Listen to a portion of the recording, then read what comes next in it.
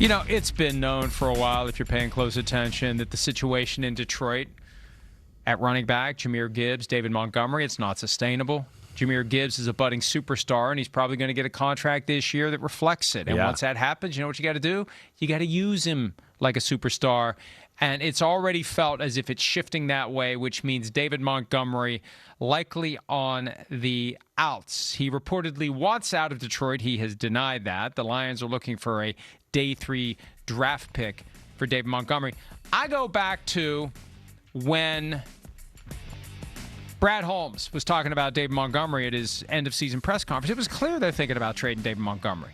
How could you not think about it when you have Jahmyr Gibbs ready to become one of the best running backs in the NFL? He's already one of the best. He's just not used enough for it to be as obvious as it should be.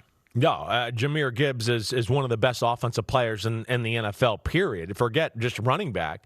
There's very few guys, as we talk about all the time, where we call them, right, anytime, anywhere guys. They can score from anytime, anywhere on the field.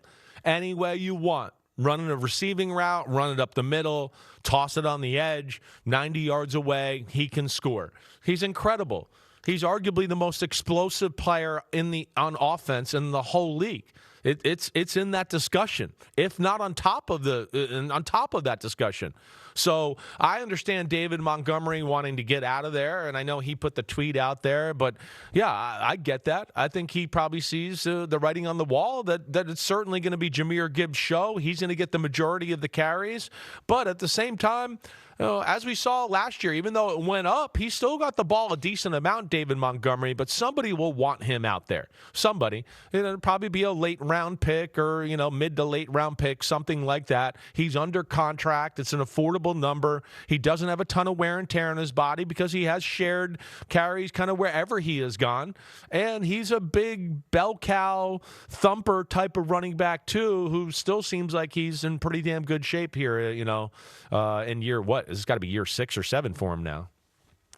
There's been some suggestion that the Seahawks would be a destination if and when they lose Kenneth Walker to free agency, which would be an interesting situation to say the least. But you're going to see a lot of names like that.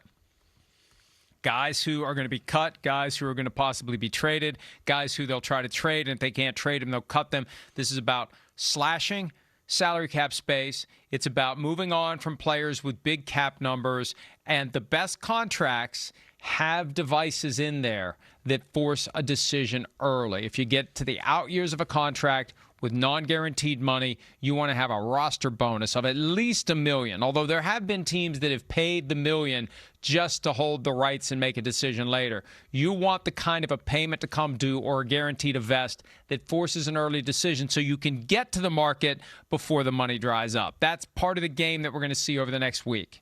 Yeah, you're exactly right. And that's where the next week is kind of fun. There's going to be a lot of news.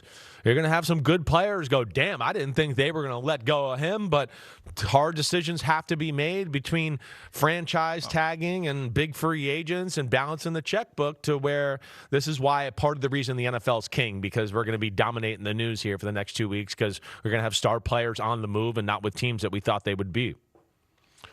Fun is a matter of perspective. Yeah, Fun that's right. is not Phil right. Simms going into his 14-year-old son's bedroom, closing the door, and explaining that Dad doesn't have a job with the football team anymore. Right. All right. Hi, it's Mike Florio. Thanks for watching PFT on YouTube. Hit subscribe for the latest news and analysis from Pro Football Talk.